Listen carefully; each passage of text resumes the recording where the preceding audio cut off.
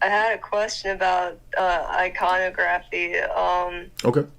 So I was raised in a culture where you're not allowed to draw pictures of like anything like Jesus or anything in heaven or anything like that. Like, how did the Orthodox justify or interpret the second commandment? Right. So we would agree that you cannot have idols.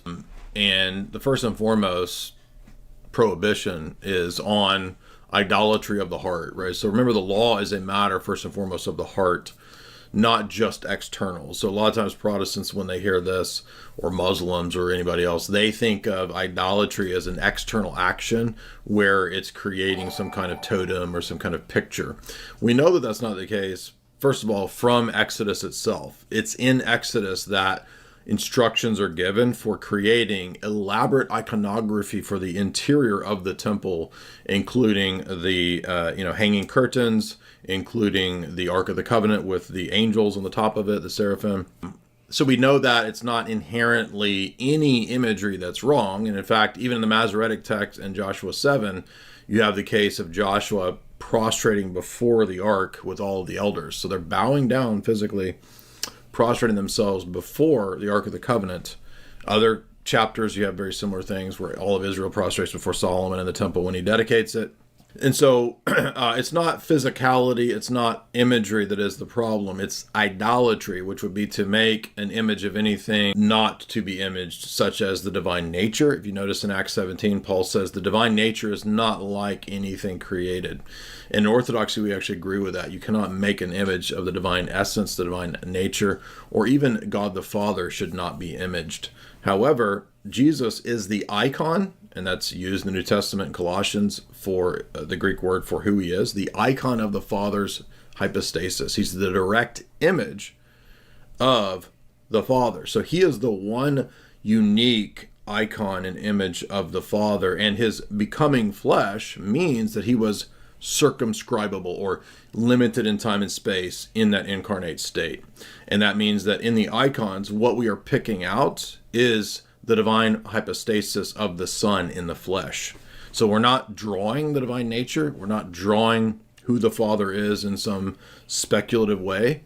We are doing it in the way that Jesus himself said, if you've seen me, you've seen the Father, because he's saying, I am the icon of the Father. Hebrews 1 says he's the image of the Father's hypostasis. So that is the legitimate usage of imagery. And in the early church, when the apostles go out and set up the churches and the C's that they set up, S-E-E-S, they established liturgical worship for the church just like Israel had in the temple and synagogue system, you see. And that's why early synagogues also are covered in imagery, like the Dora Europos synagogue. And so the early church was always pro-imagery. You can find, if you go to the catacombs in Rome, I went last year to Rome to the catacombs. They're everywhere. I only went to one of the catacomb systems. You can see imagery. You can see Christ the Good Shepherd. You can see altars. They had all the same stuff, even in the catacombs, that you'll find in Orthodox Church. Oh, okay. That kind of answers my question then. Thank you. Yes, I would recommend our friends over at Orthodox Shahada made a great documentary on this very question. It's called Christian Worship in the Old Testament. Every Protestant and every iconoclast-minded or background person should watch this documentary. It's one of the best. We always end up recommending it. Lewis spent a tremendous amount of time on it. It's based on a couple of the texts, that, well, I didn't mention them, but it's based on Williamson Anstall's book. It's based on Louis Bouillet's liturgy book. It's based on Hugh Wybrew's Byzantine liturgy book. So it's actually partly based on arguments that Protestant scholars have written, like Wybrew. So it's not just some Orthodox assertion. You can actually see all the citations from Protestant liturgical scholars, and Lewis just really walks through all the elements of Jewish temple and synagogue liturgy that carried over into the early church in the apostolic era and in the first and second, third centuries. So it's an invaluable documentary, even to the point of the similarity between the clerical vestments that the high priest wore and the way that you see an Orthodox bishop decked out. They're analogs, they're fulfillments of one another. Did you say that documentary It's on YouTube, or? Yes, it's called Christian Worship in the Old Testament, and I've got it pulled up here on the screen. It's put in the chat for you guys. But the channel is Orthodox Shahada, Shahada, and the documentary is Christian Worship in the Old Testament. Now, for all the people who are lazy and they just repeat, not you, but they just repeat what Gavin Ortland says and this and all these Protestant things, nobody just goes and watches the documentary. I'm not talking about you. I'm just talking about in general, sort of the people that hop on here and say, you guys are idolaters. We don't worship the way that blah, blah, blah. It's like, did you not watch this documentary that literally deals with every one of these issues? Every one of the stupid things that Gavin Ortland endlessly brings up is answered in this documentary. The early church has this style of worship, admittedly from Protestant scholars, and they have elements of imagery, iconography, and other sacramental things that are not in Protestantism.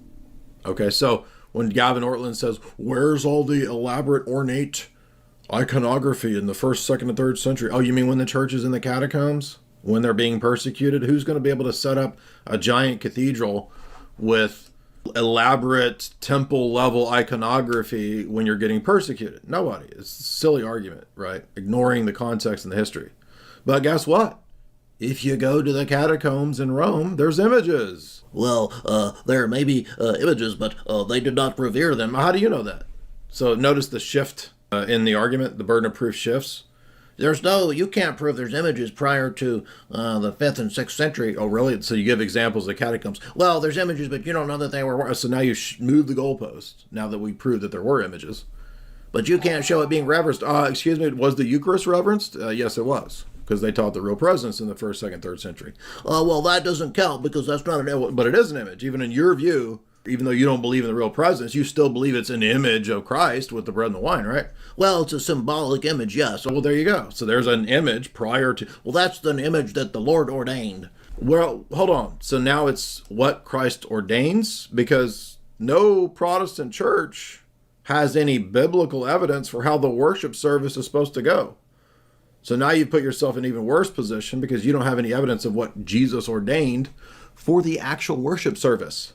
I don't understand. Protestants always just, I think this is devastating. When I was Protestant, when I was Calvinist, I realized this. Wait a minute, the New Testament doesn't have a worship service.